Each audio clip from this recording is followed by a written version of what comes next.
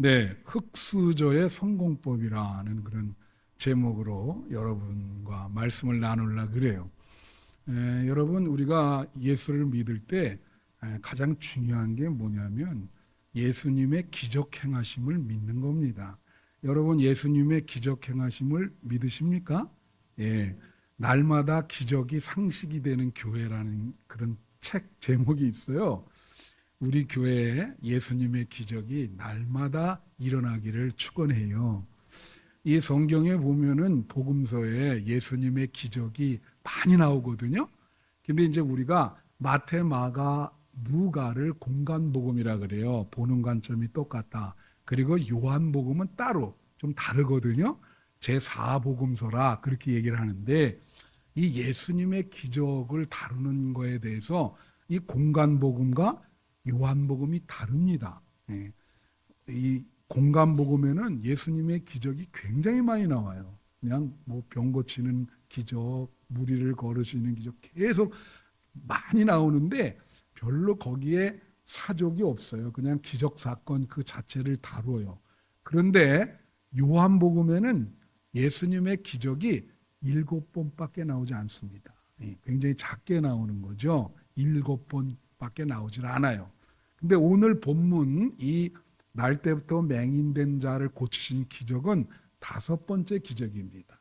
근데 예수님이 이제 기적을 이렇게 행하시는데 이 요한복음에는 이 기적을 행할 때 그 기술하는 방법이 2가지 색다른 방법이 있어요. 그래서 공간복음이랑 뭐가 다르냐? 그 하나는 뭐냐면 기적을 행하시면 거기서 끝나야 되는데 꼭 기적을 행하고 나서 바리새인들이 공격을 해요. 그 기적을 행한 거에 대해서 이거 죄인이 어떻게 기적을 행하냐 그러면서 막 공격을 해. 그러면서 예수님과 바리새인 사이에 논쟁을 하게 됩니다. 모든 기적을 행하고 나서 똑같아요. 여러분 보시면 논쟁을 해요. 계속. 그리고 그러면서 또 하나는 어떤 특이한 방법을 쓰냐면 예수님의 기적이 예수님이 하나님의 아들이고 메시아로 오셨다고 하는 것을 확인시켜주는. 그러니까 그 논쟁을 통해서 계속 논쟁하면서 예수님이 계속 얘기하는 게 그거예요. 나는 하나님이 보낸 메시아다. 너네들을 구원할 사람이다. 나는 하나님의 아들이다. 어떻게 보면 하나님과 나는 똑같다. 내가 하나님과 나는 똑같다. 이런 얘기를 이제 계속 해요. 그러니까 기적을 해석을 하는 거죠. 뭐 기적이 예수님이 그냥 따로 무조건 행하는 게 아닙니다. 기적에 뭐가 있어요? 의미가 있어요. 이 기적은 예수님이 하나님의 아들이고 구세주인 것을 보여주는 기적입니다. 예, 그거를 이제 바리새인들과 논쟁을 통해서 계속 밝히고 있는 거죠. 그것 기술하는 방법이 똑같아요. 자, 그래서 이제 오늘 본문은 바로 예수님이 그 기적을 행하고 나서 이 9장 전체가 그거에 대해서 바리새인과 논쟁을 하는 그런 내용이에요. 그런데 자, 1절에 보면 이렇게 나옵니다. 예수께서 길을 가실 때 날 때부터 맹인된 사람을 보신지라. 자, 날 때부터 맹인된다는 말은 맹인으로 태어났다는 거예요. 맹인으로. 그죠? 그러면 우리가 이제 이런 것을 뭐라 하냐면 오늘 제목이 뭐예요? 흙수저의 성공법입니다. 제목은 늘 알고 가야죠. 그래서 제목을 기억하는 게 중요해요. 자, 흙수저, 다 같이 흙수저의 성공법. 자, 여러분 요새 뭐 흙수저, 금수저 이런 얘기 많이 하죠. 은수저 뭐 그리고 뭐 그 요새는 뭐 다이아몬드 수저도 나오고 그 추동우 목사님이랑 대화하다 보니까 뭐 플래티늄 수저가 있대나 그러면서 그런 얘기들을 하더라고요. 그래서 이건 뭐예요? 부모가 어느 정도 재산을 갖거나 여기 이 지상에 부와 권력을 얼마나 가지고 있나. 어떤 분들 이런 얘기 하잖아. 우리 삼성의 그 뭐 이재용 회장 뭐 아들이라든가 딸은 어떤 사람이 뭐라냐면 로또 맞은 거다. 걔는 로또 맞아서 그렇게 태어난 거요. 그거야말로 뭐 다이아몬드 수저라 그러지 않겠어요? 여러분에게 하나 물어볼게요. 여러분은 그러면 태어날 때 흙수저였어요? 아니면 뭐 금수저? 나는 그 이렇게 숟가락 그 스텐 숟가락입니까? 그거 스텐이라 그래요? 이거 철? 백장로님 이 숟가락은 재료가 뭐죠? 대답이 없으시네, 백장로님. 예? 뭐예요? 스텐? 예. 그 나는 여러분들 다 평범하게 뭐예요? 스텐 수저지 뭐. 그죠? 아니면 부모가 지독히 가난한 분이 있었어요? 정말 맨 땅에 헤딩하듯이 완전히 흙수저 중에 흙수저. 아 여기 지금 이 날 때부터 맹인된 이 사람은 흙수저라고 볼 수도 없어. 이건 완전히 뭐라 그러죠? 얘는 와 이거 어떻게 설명해야 될까? 진짜 이렇게 태어나면 참 인생 어렵죠. 그래서 이런 걸 뭐라 하냐면 하이데거라고 하는 분이 이런 얘기를 했어요. 이걸 피투성이라고 그러거든요. 피투라고 하는 것은 내던져졌다는 거예요. 그냥 이 삶 속에 내던져졌다. 그러니까 자기 의지와는 상관이 없어요. 자기 의지와 상관이 없다고. 태어나 보니까 부모가 가난하고 자기는 맹인으로 태어났어. 그냥 던져진 거야. 어떻게 해야 돼? 그죠? 그냥 이 집안에 내가 원한 것도 아니고 태어나 보니까 이 집안에 태어난 거지, 이 사람. 그래서 지금까지 이 사람 보면 거리에서 구걸하면서 살아요. 방법이 없지. 자, 이 사람이 여러분 이 날 때부터 소경된 사람이 인생을 그래도 성공하는 방법이 두 가지가 있어요. 한 가지는 뭐냐면 자신의 노력으로 성공할 수 있어요. 근데 그건 극히 드뭅니다. 이 맹인 중에서 아주 그냥 그걸 극복해가지고 스스로 막 그렇게 된 사람이 가끔 있어. 근데 그건 참 어렵죠? 이 맹인이 어떻게 스스로 할 수가 있습니까? 근데 또 하나의 방법은 자기를 도와주는 아주 힘 있는 사람을 만나는 거예요. 그 방법밖에 없어요. 그죠? 그래서 이 헬렌 켈러라고 하는 왜 날 때부터 소경된 그 여자분 있거든요, 미국에. 그 사람은 설리반 선생님이라는 그분을 만나서 인생이 완전히 새로운 세계로 풀립니다. 이 언어도 배우고 뭐 다 학교도 가게 되고. 그래서 그분을 안 만났으면은 여기 거렁뱅이로 이렇게 거지 생활하듯이 아마 그렇게 살았을 거예요. 예? 좋은 사람을 만나서 그 사람의 도움으로 성공을 하게 된 거죠. 헬렌 켈러라는 사람이. 제가 지난주에 이렇게 조선일보를 보니까 여러분 수잔 워치스키라고 하는 여자분이 있어요. 혹시 이름 들어본 분 있어요? 그분이 여러분 잘 아는 유튜브 알죠? 유튜브라 그러면 알지. 그 유튜브 회사의 최고 경영자였어요. 여자가. 근데 56에 폐암, 비소세포암이라고 하는 이 폐암에 걸려서 죽었어요. 그 비소세포암이 아마 예후가 어려운 모양이야. 그래서 이제 그분의 내용 이야기를 특집으로 나왔는데 사실 수잔 워치스키라고 하는 이 여자는 평범한 여자입니다. 가정주부였어요. 근데 구글이라고 아시죠? 구글을 창업한 사람이 브린이라고 하는 사람과 페이지라고 하는 사람인데 이 사람들이 한 3, 40년 전에 창업을 할 때 사무실을 얻어야 되는데 사무실이 필요했어. 그래갖고 사무실을 이렇게 구하러 다니다가 누구 소개로 이 수잔 워치스키라고 하는 여자 집을 만난 거예요. 그 남편이랑 신혼집인데. 그래서 자기 집에 반을 그 사무실로 월세를 놓고 지난 거야. 근데 그 사람을 이렇게 만났는데 지날 때 만남이 이 미래가 축복이 되려면 현재에 서로 성실해야 되거든. 잘 만나야 되잖아. 악연이 되면 안 되지. 근데 이 여자가 잘한 거예요.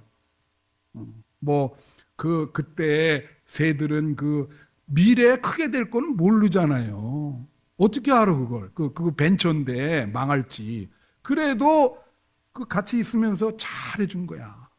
그랬더니 회사가 잘 나갈 때 찾아와가지고 우리 회사로 들어오라. 그래갖고 들어와가지고 전문 경영인을 시키고 그런데 막 리더의 유튜브 같은데 책임자로 말이요. 사람 인생이 그런 거예요. 여러분도 좋은 사람 만나시기를 축원해요. 만남의 축복을 얻어야 되거든. 예? 어떤 분이 그래 운칠기삼이라 그러잖아. 예? 운이 7이고 자기 노력이 3이다. 그런 이야기를 하거든. 근데 기독교에서 이 운이라는 건 하나님의 은혜인 거예요. 하나님이 하시는 거예요. 이렇게 평범한 사람이 그 만남 하나 잘했더니 유튜브의 최고 경영자가 되잖아. 참 그런 겁니다. 사람 팔자 모르는 거예요. 그래서 이 친구도 맹인인데 하필 만난 게 구세주를 만난 거야. 이거 참 어렵죠? 어? 여기 보세요. 길을 가실 때 날 때부터 맹인된 사람을 우연하게 만난 거지. 이 만남이 축복된 만남이요.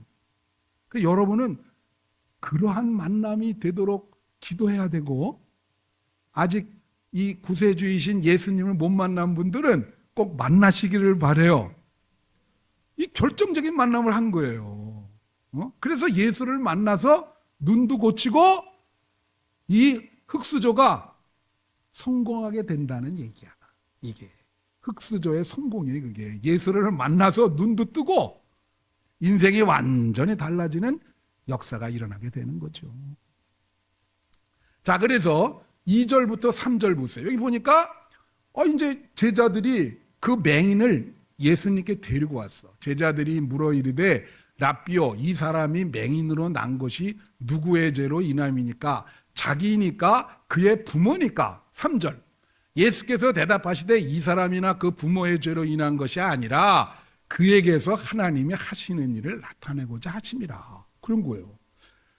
이 맹인을 예수님께 데려왔어요. 그러면서 물어보기를, 예수님, 이 날 때부터 맹인된 사람이 이 자기 부모 죄 때문에 이렇게 됐어요? 아니면 자기 죄 때문에 이렇게 됐어요? 그러면서 얘기를 하니까 예수님이 그가 아니고 미래에 하나님의 일, 하나님의 영광을 드러내기 위해서 이 친구가 맹인으로 태어난 것이다. 이렇게 대답을 하는데, 자, 여기 보면 잘 들으세요. 이게 중요한 부분에 왔어요. 예수님의 어떤 관점과 이 제자들의 관점, 이게 완전히 틀립니다. 여러분, 제가 늘 말씀드리죠. 성경이 경전이거든요. 쉽지 않아요. 간단한 이 에피소드라도 이게 여기에 엄청난 진리가 있는 거예요. 마치 불경이 그렇게 있듯이 보세요. 여기에 지금 어떤 인생의 의미의 문제, 죄의 문제, 고통의 문제 다 들어가 있어요. 존재하는 것이 무엇인가, 그것까지 다 들어가 있는 거예요. 이게 쉬운 문제가 아니에요. 왜 맹인이 됐습니까? 근본적인 물음을 한 거예요. 우리는 멋모르고 태어나는데, 자, 이걸 여러분 어떻게 생각하세요? 이 종교마다 이런 걸 다 해결하는데, 불교는 이걸 어떻게 해결할까? 기독교와 불교가 근본적으로 다른 점이 있어요. 이 불교는 말이에요. 이 사람이 맹인이 왜 됐냐? 그걸 뭐라 그러죠? 이 카르마라 그래요. 업보. 얘가 전생에, 우린 전생을 안 믿잖아요. 전생에 살인을 했거나 뭔가 사람들에게 큰 피해를 주는 엄청난 죄를 졌어요. 그렇게 되면 현생에 태어날 때 이런 식으로 태어난다.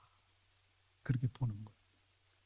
그게 이제 이 원인으로 보는 불교적인 관점이죠. 자, 여기에 보세요. 이 제자들이 보는 관점은 무슨 관점이냐면 과거, 그리고 원인, 그리고 예수님이 보는 관점은 시제가 미래예요. 과거를 묻지 않아요. 그리고 어떤 미래의 목적, 이 얘가 미래의 어떤 목적을 위해서 태어났다. 근데 이분들은 지금 과거를 물어요. 과거의 부모 죄입니까? 과거에 이 사람이, 아니 이 사람이 과거에 무슨 죄를 져서 말이 안 되잖아요. 이게 논리가 맞진 않지. 과거라니 태어날 때부터 맹인인데, 과거에 자기가 죄를 졌기 때문에 이렇게 맹인으로 태어났냐. 원인을 묻는 원인. 원인. 여러분, 우리 기독교는 과거가 별로 중요하지 않아요. 예수님은 여러분의 과거는 다 용서의 대상입니다. 새롭게 되는 거예요. 할렐루야. 그래서 지금 현 시점에서 과거에 집착하시면 안 돼. 과거에 집착하면 여러분에게 도움이 하나도 안 돼요. 미래를 보셔야 되는, 미래를. 지금 과거의 원인이 뭐냐? 계속 그것만 따지잖아. 그지? 그거 해가지고 어떡하겠어요? 그러니까 예수님은 그거에 대해서 관심조차도 없어. 아예. 과거에 대해서는 왜 그렇게 됐는지 원인에 대해서도 관심이 없어요. 우리는 계속 원인을 따지잖아. 원인이 뭐냐? 원인과 결과.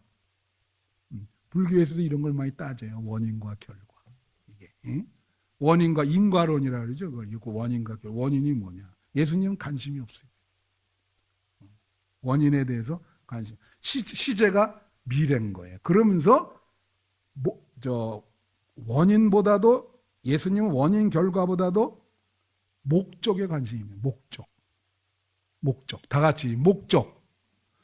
이 맹인이 사명이 있다는 거예요. 사명이. 왜? 하나님을 드러내는 사명. 하나님께 영광 돌리는 목적이 있어서 이렇게 태어났다는 거지. 여러분 인생에 하나님이 주신 사명이 있습니다. 그리고 지금까지 살아오시는데 그 사명을 못 발견하셨으면 남은 생에도 여러분 인생에 목적이 있는 거예요. 목적이 있다고. 사람이 목적이 없이 살면 인생을 낭비하게 돼요. 캐세라세라 아시죠? 그냥 될 대로 되라.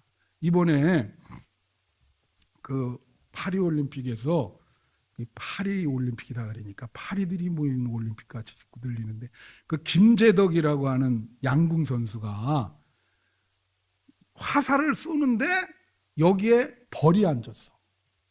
얘기 들었죠? 벌이 앉으니까 이 벌이 이게 쏘이잖아요. 지금 이게 탁 하는데 여기 벌이 앉았는데, 그런데도 요동치 않고 쏴가지고 10점을 맞춘 거야.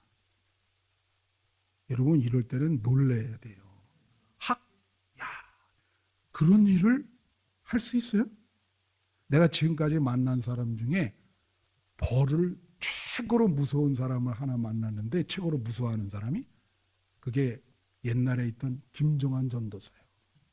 그 친구는 벌 나타나면 어머머머머 하면서 막 완전히 내 옆에 있다가 놀래가지고 벌만 보면 그냥 막 무슨 트라우마가 있는지 말이지. 그런데 자 보세요. 벌이 지금 있는데, 나중에 인터뷰를 했어.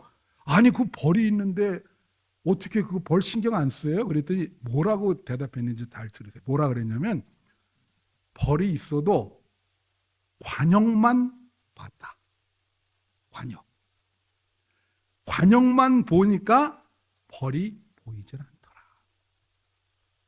야, 이면에서 감동받으셔야 돼. 그래갖고 10점을 쐈다니까.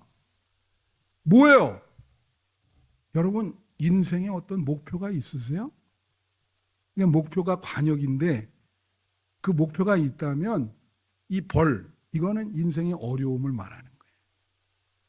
그 관역, 인생의 목표, 미래에 그걸 바라보면, 의미를 바라보면 이 어려움을 극복할 수 있다는 거지. 그걸 보여준 거예요, 김재덕이. 그 벌이 아예 신경을 자기는 안 썼다. 이 사람이요, 인생의 목적을 의식하게 되면 인생의 의미가 있고 깊이가 있게 돼요. 예. 그런데 목적 없이 살잖아요. 그럼 삶을 그 탕자처럼 허비하고 낭비하게 돼요.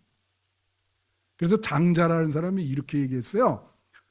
뜻을 가지고 가는 사람을 아무도 막을 수 없다.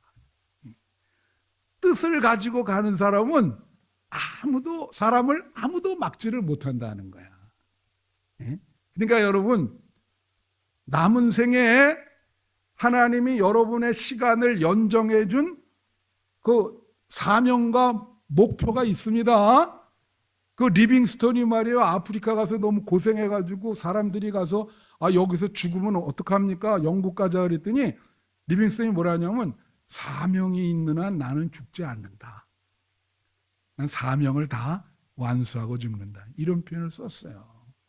그래서 죄라고 하는 게 뭐가 있냐면 관역을 빗나가다, 그런 뜻이 있습니다, 성경에. 그래서 여러분이 목표 없이 관역을 빗나가면서 허송세월하는 게 그게 죄예요. 그래서 여러분 인생에 이 지금 맹인에게 뭐라 그랬습니까? 과거 묻지 마. 왜 맹인이 됐는지. 이제 미래에 네가 눈을 떠서 하나님께 영광 돌리는 삶을 살 것이다. 할렐루야. 예수님의 견해는 이건 거예요. 자, 그러시면서 그러니까 예수님은 과거 시대보다 미래를 강조했어요. 미래.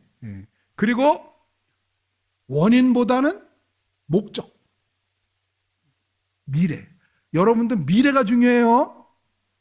미래. 앞으로의 미래가 중요합니다. 과거보다. 명심하세요. 예수님이 그렇게 지금 말씀하신 거예요.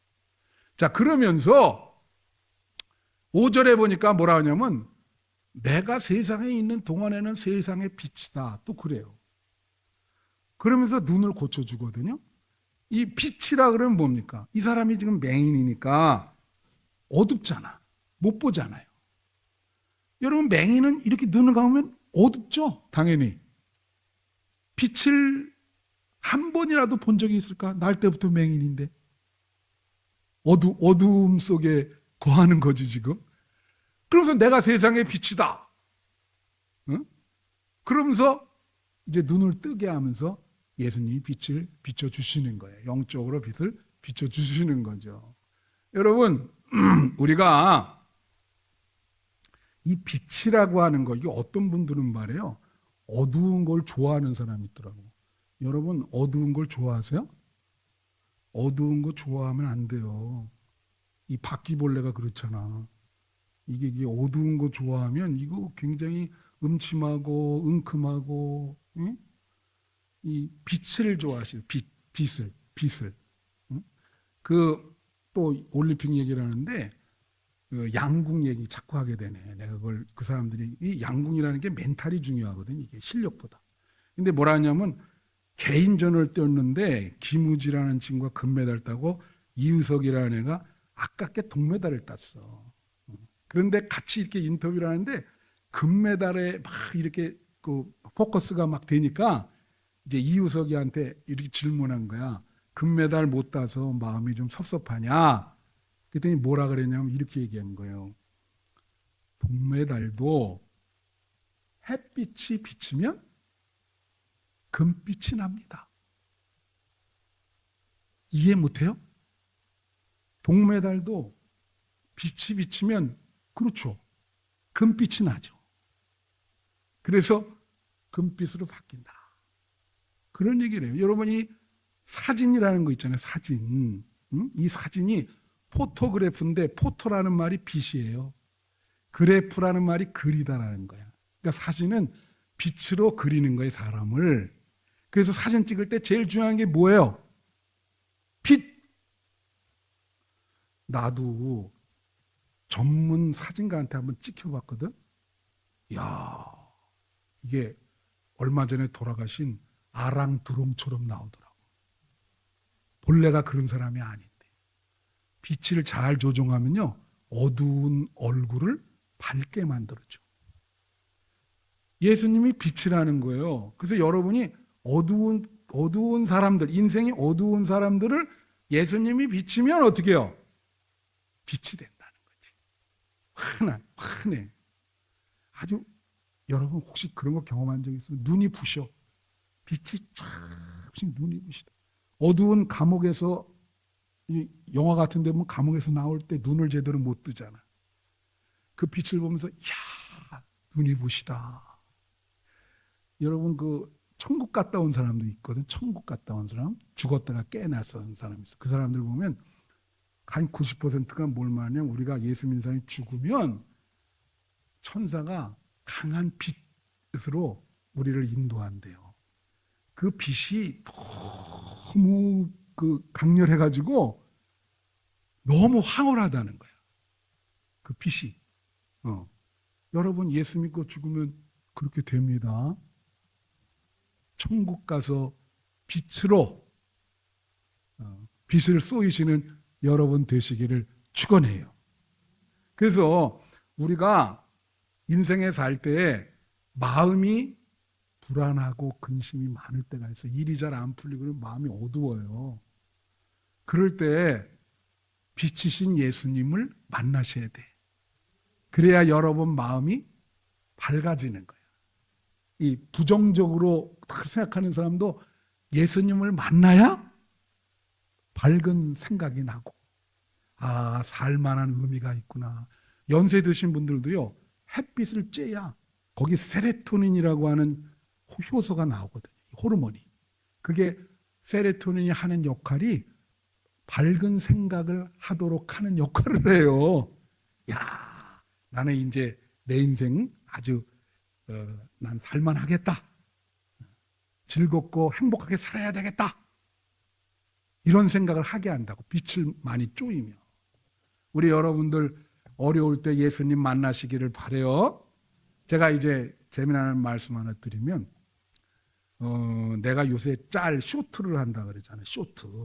그거 이제 20몇 개 있는데, 이제 어저께인가 그저께 제가 그 마음이 어두울 때 옛날에 떼제 공동체라는데 6년을 다녔어요. 근데 이제 추 목사님이 그런 얘기 나누는데, 그 수도원이거든요. 거기 이제 화요일 날 거기 모여서 매일 다니는데, 거기 가면 이제 아쿠펠라로 찬양을 하는데, 마음이 이제 불안하고 어두울 때 부르는 찬양이 있어 거기. 그런데 그 아쿠펠라로 하는데 화음을 넣는데 말이죠. 마치 천국에 온 것 같아. 그 같이 이제 예배를 드릴 때. 근데 그때 이 찬양이 뭐냐면 그 어둠도 주님 앞에는 더 이상 어둠이 아니고 대낮과 같이 밝을 것이다. 그런 찬양이야. 그래서 내가 어저께 이렇게 참 노래를 제가 못하잖아요. 그래도 아주 음정을 연습을 해서 최선을 다해서 그 노래를 불렀거든. 근데 3통의 전화를 받았는데, 그 노래를 부르면 위안이 되는데 웃음밖에 안 나온다는 거야. 응? 그러니까 노래가 왜 그렇게 얼굴 모습이, 아니 목사님 얼굴 보니까 노래보다도 웃음이 나와가지고, 아니 내 얼굴이 어때서 그래요, 그죠? 코미디언도 아니고, 그죠? 자, 여러분 내가 한번 불러볼게. 괜찮아요? 그게 참 마음이 이 어두울 때 이 노래를 부르면요 마음이 밝아져요. 내가 한번 불러볼 테니까 봐요. 한 번밖에 안 부를 거예요. 여러분들 표정을 보고 만약에 은혜를 받을 것 같아 한 번 더 부르고 찬양이 어떻게 되면 이렇게 돼요. 어둠도 주님 앞에 어둠 아니라 대낮과 같이 환하오리라. 다 같이 불러요. 어둠도 주님 앞에 어둠 아니라 대낮과 같이 환하오리다. 수도원에서 수사들이 이 노래를 부르는 거예요. 어두운 새벽에 탁하면 얼마나 은혜로울까. 그 창문으로 밝은 빛이 이렇게 들어오면서, 그죠? 여러분, 빛을 쏘셔야 돼. 예수님 빛을 만나셔야 될 줄로 믿습니다. 여러분 어두운 생활을 밝게 해준다고. 반드시 빛이신 예수님을 쏘아야 된다. 이제 결론은 6, 7절을 보겠어요. 결국은 이 말씀을 하시고 땅에 침을 뱉어가지고 진흙을 이겨서 그의 눈에 발라서 실로암으로 가서 씻으라 그랬어요. 7절에. 그래서 자 보세요. 이르시되 실로암 못에 가서 씻으라 하시니 실로암은 번역하면 보냄을 받았다는 뜻이라. 이에 가서 씻고 밝은 눈으로 왔더라. 다 같이 밝은 눈으로 왔더라. 눈이 떴어요. 날 때부터 소경된 사람이. 이게 중요한 거요. 근데 여기에 의미가 뭐냐면 실로암은 번역하면 보냄을 받았다. 누굴 말해요? 예수님을 말하는 거예요. 하나님이 인류를 구원하기 위해서 예수님을 보냈다. 무지와 편견 속에 사는 인류를 구원하기 위해서 빛이신 예수님을 보냈다. 그 실로암이 예수 이외에는 구원을 할 수가 없습니다. 절대적으로 여러분은 예수를 만나야 돼요. 여기 보세요. 이 사람은 예수를 만나서 운명과 팔자가 바뀌었어요. 동양에서는 팔자라 그러지. 그렇죠?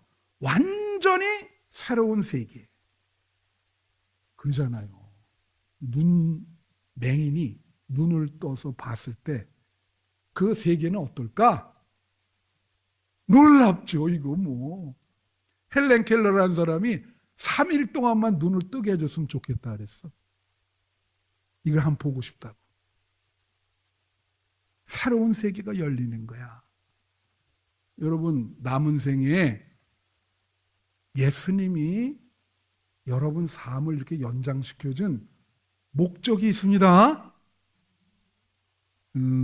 이렇게 어둡게 살지 마시고 밝은 빛을 쏘이시고 예수님을 만나서 새로운 세상과 세계를 경험하시는 여러분 되시기를 축원합니다.